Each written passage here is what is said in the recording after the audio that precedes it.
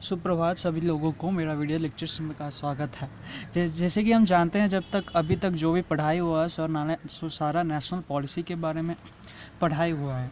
लेकिन अब पढ़ने जा रहे हैं national urban housing and habitat policy. इसका मतलब ये है कि जो कि अर्बन लोग हैं, जो कि शहर में रह रहे हैं, उनके लिए क्या क्या फैसिलिटीज़ दिया गया है जो कि बिलो पॉवर्टी लाइन में रह रहे हैं।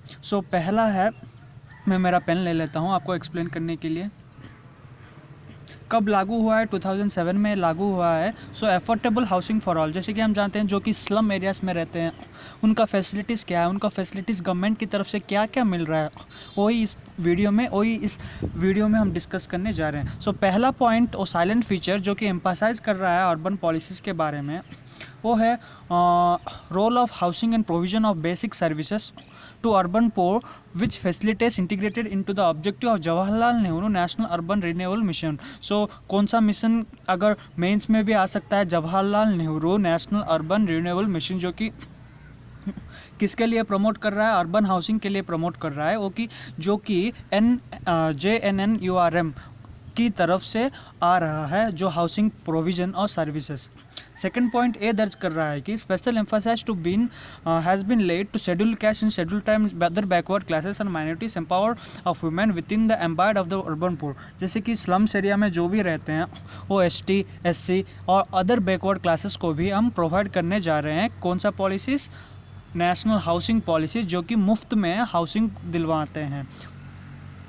थर्ड पॉलिसी एयर दर्ज कर रहा है कि the policy focus on symbolic development of rural and urban area in line with objective of the 74th constitutional empowerment, जो कि कॉन्स्टिट्यूशनल एम्पावरमेंट 74 पॉलिसीज लागू किया गया है, जो कि अर्बन एंड रूरल के लिए भी लागू किया गया है, जो कि अर्बन हाउसिंग में दर्ज है।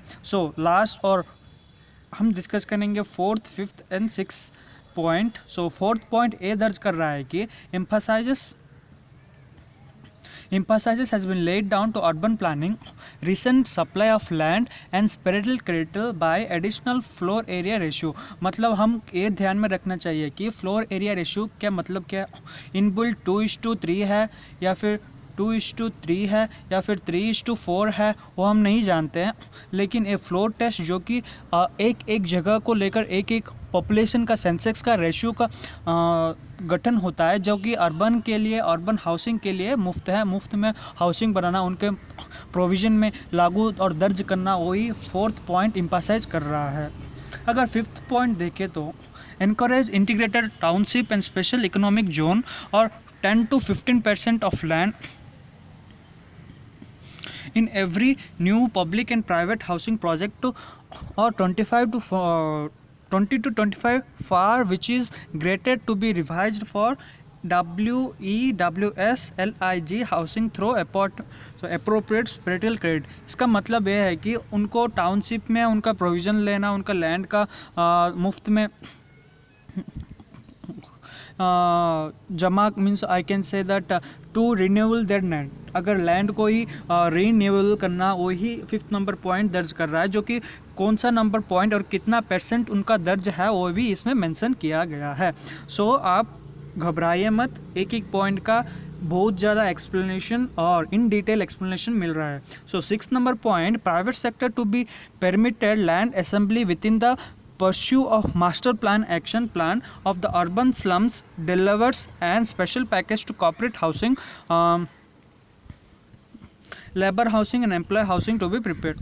इसका मतलब यह है कि जो कि प्राइवेट में काम कर रहे हैं, उनका एक प्राइवेट सेक्टर का एक इनकम हो रहा है, उनके लिए लैंड परमिट करना, उनके लिए फैसिलिटीज़ प्रोवाइड करना, जो कि अर्बन में, टाउन्स में, सिटीज़ में, वही इसमें 6th नंबर पॉइंट में दर्ज किया गया है। अगर हम देखें तो 7th नंबर पॉइंट ये कह रहा है कि approach will be in suit slum rehabilitation relocation will be considered only in special cases। इसका मतलब यह है कि हम रिहैबिलिटेशन एंड रीसेटलमेंट पढ़ चुके हैं नेशनल पॉलिसीज में जो आ रहा है। तो अगर बात करें तो वो स्लम्स एरिया में रह रहे हैं जो कि एक जगह से दूसरे जगह जा रहे हैं, उनके लिए प्रोविज़न क्या मिल रहा है हाउसिंग के लिए, नेशनल हाउसिंग और अर्बन हाउसिंग में। सो वही इसमें दर्ज किया गया है। सो 8th 9th 10th 11th and 12th यही बता रहा है कि जो कि उस डेवलपमेंट उस एरिया के अंडर जो कि म्यूनिसिपालिटी अंडर आता है, जो सेंट्रल गवर्नमेंट या फिर सब रीजनल लेवल या फिर जो कि कलेक्ट्रेट के ऑफिस में आता है, वो सारा अर्बन हैबिटेशन प्लान में आता है, जो कि नेशनल म्युनिसिपल कॉरपोरेशन वो सारा पॉइंट्स देखता है इन एक्चुअली। सो 1 से 1000 रेशियो में देखा जा रहा है जो कि अर्बन हाउसिंग में। सो ठीक है, आप समझ गए हैं ना अर्बन हाउसिंग मतलब क्या है, कब लागू हुआ है। कब लागू हुआ है, 2007 में लागू हुआ है, ये आपको ध्यान में रखना चाहिए। और नेशनल JNNU के बारे में ध्यान में रखना है और फ्लोर एरिया रेशियो के बारे में भी थोड़ा ध्यान रखना चाहिए, जो कि मेंस इंपॉर्टेंट है। धन्यवाद।